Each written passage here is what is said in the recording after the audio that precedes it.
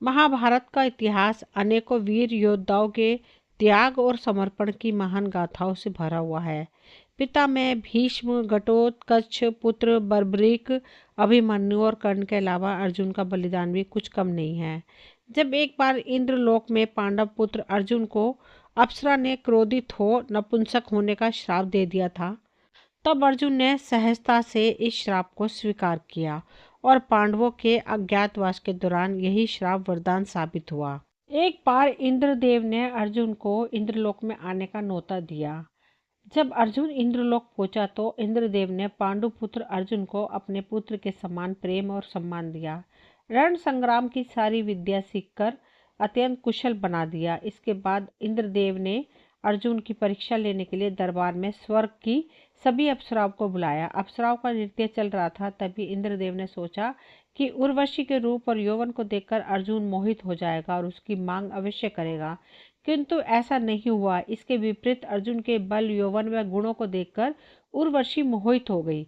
इंद्रदेव से अनुमति लेकर उर्वशी रात्रि में अर्जुन के कक्ष में पहुंच गई और अर्जुन की ओर निहारते हुए कहने लगी, हे अर्जुन, मैं आपको चाहती हूँ, आपके अतिरिक्त अन्य किसी पुरुष को मैं नहीं चाहती। मेरा यौवन आपके पाने के लिए तड़प रहा है, मेरी अभिलाषा पूर्ण करो नाथ।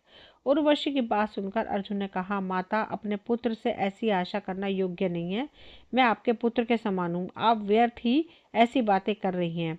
उर्वशी ने अनेक प्रकार से अर्जुन को रिझाने की कोशिश की, लेकिन अर्जुन अपने कथन पर अडिग रहे। अर्जुन ने अपने दृढ़ इंद्रिय संयम का परिचय देते हुए कहा, हे वर्णी, मैं आपके चरणों में शीश झुकाकर आपकी शरण में आया हूँ। मेरे लिए आप माता के समान पूजनीय हो और मुझे अपने पुत्र के समान जानकर मेरी रक्षा करनी चाहिए। अपनी इच्छा पूरी न होने पर उर्वशी ने क्रोध में आकर अर्जुन को 1 वर्ष तक नपुंसक होने का श्राप दे दिया। दोस्तों, वही श्राप पांडवों के अज्ञातवास में अर्जुन के लिए वरदान साबित हुआ। राजा विराट के महल में अर्जुन ने 1 वर्ष के अज्ञातवास के समय बृहन्नला बनकर महाराज विराट की कन्या उत्तरा और उनकी सखियों को नृत्य की शिक्षा देने का कार्य किया। दोस्तों, हम सभी जानते हैं कि महाभारत के युद्ध में श्री कृष्ण ने अर्जुन का सारथी बनकर पूरे युद्ध में अर्जुन का मार्गदर्शन किया, जिस कारण यह धर्म युद्ध अर्जुन और पांडवों के पक्ष में गया। इसके अलावा महाभारत की कथाओं में ऐसे अनेक प्रेरक प्रसंग हैं जो मानव जाति को आज भी कल्याण की ओर ले जाते हैं। ऐसा ही एक प्रसंग है जब अर्जुन को यह अहंकार हो गया कि इस संसार में वही श्री कृष्ण के परम भक्त हैं। ये बात श्री कृष्ण समझ जाते हैं और अर्जुन का अहंकार दूर करने के लिए वे अर्जुन को अपने साथ घुमाने ले जाते हैं। टहलते समय उनकी नज़र एक गरीब ब्राह्मण पर जाती है जो सूखी हुई घास खा रहा था और उसकी कमर पर तलवार लटकी हुई थी। ये सब देखकर अर्जुन ने उस गरीब से पूछा, आप तो अहिंसा के पुजारी हैं, जीव हिंसा के भय से सूखी हुई घास खाकर अपना गुजारा करते हैं, लेकिन फिर हिंसा का यह उपकरण तलवार आपने क्यों अपने साथ रखा है? उस गरीब ब्राह्मण ने जवाब दिया, मैं कुछ लोगों को दंडित करना चाहता हूँ। अर्जुन ने आश्चर्य से पूछा, आपके शत्रु कौन है? ब्राह्मण ने कहा, मैं उन 4 लोगों को खोज रहा हूँ ताकि उनसे अपना हिसाब चुकता कर सकूं। सबसे पहले तो मुझे नारद की तलाश है, जो मेरे प्रभु को कभी आराम नहीं करने देते, सदा भजन कीर्तन कर उन्हें जागृत रखते हैं। फिर मैं द्रौपदी पे भी बहुत क्रोधित हूँ। उसने मेरे प्रभु को ठीक उसी समय पुकारा जब वे भोजन करने बैठे थे। उन्हें तत्काल भोजन छोड़ पांडवों को दुर्वासा ऋषि के श्राप से बचाने जाना पड़ा। उसकी हिम्मत तो देखिए, उसने मेरे प्रभु को झूठा खाना खिलाया। आपका तीसरा शत्रु कौन है? अर्जुन ने जिज्ञासा के साथ पूछा। वह है हृदयहीन प्रहलाद। उस निर्दयी ने तो मेरे प्रभु को गर्म तेल के कड़ा में प्रविष्ट कराया, हाथी के पैरों तले कुचलाया और अंत में खंबे से प्रकट होने के लिए विवश किया। और चौथा शत्रु? अर्जुन ने पूछा। उसकी दुष्टता तो देखिए, उसने मेरे भगवान को युद्ध में अपना सारथी ही बना लिया। उसे भगवान की असुविधा का तनिक भी ध्यान नहीं रहा। कितना कष्ट हुआ होगा। ये कहते हुए उस गरीब ब्राह्मण की आंखों से आंसू छलक पड़े। यह सब देख अर्जुन का अहंकार पल भर में चूर चूर हो गया। उसने श्री कृष्ण से क्षमा मांगते हुए कहा, मान गया प्रभु, इस संसार में ना जाने आपके कितने ही अनन्य भक्त हैं, मैं तो कुछ भी नहीं हूँ। एक नगर में एक ब्राह्मण और ब्राह्मणी रहते थे। वे रोजाना 7 कोस दूर गंगा स्नान करने जाते थे। इतनी दूर आने जाने से ब्राह्मणी थक जाती थी। एक दिन ब्राह्मणी कहने लगी, काश हमारी भी एक बेटा होता तो कितना अच्छा रहता। बेटे की बहू आती और हमें घर वापस जाने पर खाना बना हुआ मिलता और बहू घर का काम भी कर देती। ब्राह्मणी की बात सुनकर ब्राह्मण बोला, बात तो तू सही कह रही है, चल आज मैं तेरे लिए बहू ला ही देता हूँ। ब्राह्मणी बोली, वो कैसे? ब्राह्मण ने कहा कि तू एक पोटली में आटा डालकर उसमें कुछ मोहरे रख दे। ब्राह्मण के कहे अनुसार ब्राह्मणी ने पोटली बांधकर दे दी। पोटली लेकर ब्राह्मण चला गया।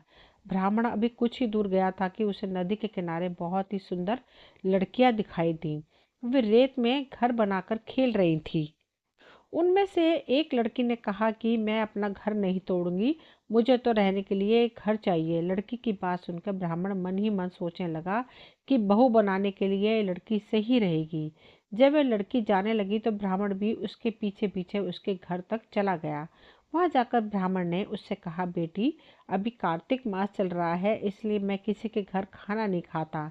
मैं आटा लेकर आया हूँ, तुम अपनी माँ से पूछो क्या वह मेरे लिए आटा छानकर 4 रोटी बना देगी। यदि वह मेरा आटा छानकर रोटी बनाएगी तो ही मैं रोटी खाऊंगा। लड़की ने जाकर अपनी माँ से सारी बात कह दी। माँ ने कहा, ठीक है, जाकर बाबा से कह दे कि वह अपना आटा दे दे, मैं रोटी बना दूंगी। जब वह आटा छानने लगी तो आटे में ही मोहरे निकली। वह सोचने लगी कि जिसके आटे में इतनी मोहरे हैं उसके घर में कितनी मोहरे होंगी। जब ब्राह्मण खाना खाने बैठा तो लड़की की माँ ने कहा, बाबा क्या आप अपने लड़के की सगाई करने जा रहे हो? तब ब्राह्मण ने कहा कि मेरा बेटा तो काशी में पढ़ने गया हुआ है, लेकिन यदि तुम कहो तो खान कटोरे से विवाह करके तेरी बेटी को अपने साथ ले जाऊं। लड़की की माँ ने कहा, ठीक है बाबा, और फिर खान कटोरे से अपनी बेटी की शादी करके उसे ब्राह्मण के साथ भेज दिया। ब्राह्मण ने घर आकर कहा, रामू की माँ दरवाजा खोलकर देख, मैं तेरे लिए बहू लेकर आया हूँ। ब्राह्मणी बोली, दुनिया तो ताने मारती ही थी, अब आप भी मारने लगे? हमारे तो कोई बेटा है ही नहीं, तो बहू कहाँ से आएगी? ब्राह्मण ने कहा, तू दरवाजा खोल कर तो देख। जब ब्राह्मणी ने दरवाजा खोला तो सामने बहू को खड़ी देखा। उसने बहू का स्वागत किया और आदर सत्कार से अंदर ले गई। अब ब्राह्मण और ब्राह्मणी स्नान करने जाते तो बहू को सारा काम करके और खाना बनाकर रखती। वह उनके कपड़े धोती और रात को पैर भी दबाती थी। इस तरह काफी समय बीत गया। ब्राह्मणी ने अपनी बहू से कहा, बहू कभी भी चूल्हे की आग मत बुझने देना और मटके का पानी खत्म मत होने देना। एक दिन चूल्हे की आग बुझ गई। तब बहू भागी भागी अपनी पड़ोसन के पास गई और कहा कि मेरे चूल्हे की आग बुझ गई है, मुझे थोड़ी आग चाहिए। मेरे सास ससुर सुबह 4 बजे से गए हुए हैं, वे थके हारे आएंगे, इसलिए मुझे उनके लिए खाना बनाना है। तब पड़ोसन ने कहा कि तू तो बावली है, तुझे यह दोनों मिलकर पागल बना रहे हैं, इनके कोई बेटा नहीं है। बहू ने कहा, नहीं ऐसा मत बोलो, इनका बेटा तो बनारस काशी में पढ़ने गया हुआ है। तब पड़ोसन ने कहा कि यह तुझे झूठ बोल कर लाए हैं, इनका कोई बेटा नहीं है। अब बहू पड़ोसन की बातों में आ गई और कहने लगी कि अब आप ही बताओ मैं क्या करूं। पड़ोसन ने कहा कि करना क्या है, जब तुम्हारे सास ससुर आए तो जली फूकी रोटियां और बिना नमक की दाल बनाकर देना, खीर का चमचा दाल में और दाल का चमचा खीर में डाल देना।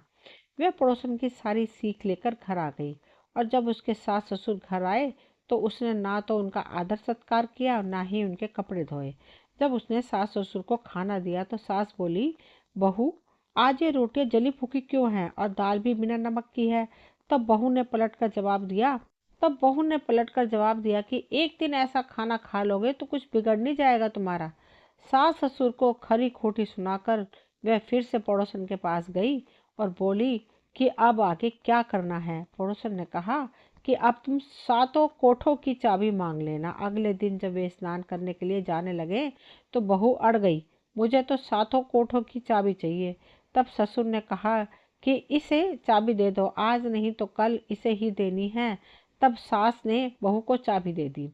सास ससुर के जाने के बाद जब बहू ने दरवाजे खोले तो देखा कि किसी में अन्न भरा है, किसी में धन भरा है, किसी कोठे में बर्तन भरे पड़े हैं। जब उसने सबसे ऊपर का 7वां कोठा खोला तो देखा कि शिव जी, माता पार्वती, गणेश जी, लक्ष्मी माता और पीपल पथवरी, कार्तिक के ठाकुर, राई दामोदर, तुलसी जी का बिड़वा, गंगा यमुना व 33 कोटि देवी देवता विराजमान है। वहीं पर एक लड़का चंदन की चौकी पर बैठा माला जप रहा है। ये सब देखकर उसने लड़के से पूछा कि तू कौन है? तब लड़का बोला कि मैं तेरा पति हूँ, अभी दरवाज़ा बंद कर दे, जब मेरे माता पिता आएंगे तब दरवाज़ा खोलना। यह सब देखकर बहू बहुत खुश हुई और 16 श्रृंगार कर सुंदर वस्त्र पहनकर अपने सास ससुर का इंतजार करने लगी। उसने अपने सास ससुर के लिए अच्छे अच्छे पकवान बनाए। जब उसके सास ससुर घर पर आए तो उसने उनका आदर सत्कार किया और प्रेम पूर्वक खाना खिलाया और पैर दबाने लगी। पैर दबाते दबाते बहू ने कहा, माँ, आप इतनी दूर गंगा यमुना स्नान करने के लिए जाती हैं तो आप थक जाती हैं, इसलिए आप घर पर ही स्नान क्यों नहीं करती हो? यह सुन सास कहने लगी कि बेटी, गंगा यमुना घर पर तो नहीं बहती है। तब उसने कहा, हाँ माँ जी, बहती है, चलो मैं आपको दिखाती हूँ। जब बहू ने 7वां कोटा खोल कर दिखाया तो उसमें शिव जी, पार्वती, गणेश जी, लक्ष्मी जी, पीपल पथवारी, कार्तिक के ठाकुर, राई, दामोदर, तुलसी जी का बिड़वा, गंगा यमुना बह रही है और 33 कोटि देवी देवता विराजमान है। वही चौकी पर बैठा एक लड़का माला जप रहा है। माँ ने कहा, बेटा तू कौन है? लड़का बोला, माँ, मैं तेरा बेटा हूँ। तब ब्राह्मणी ने पूछा कि तू कहाँ से आया है?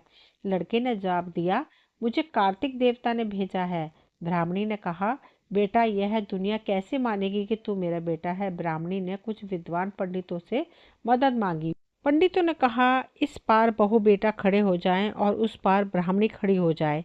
ब्राह्मणी ने चमड़े की अंगियां पहनी हो और छाती में से दूध की धार निकलकर बेटे की दाढ़ी मूछ भीगे और पवन पानी से गठजोड़ बांधे, तब मानो कि यह बुढ़िया का ही बेटा है।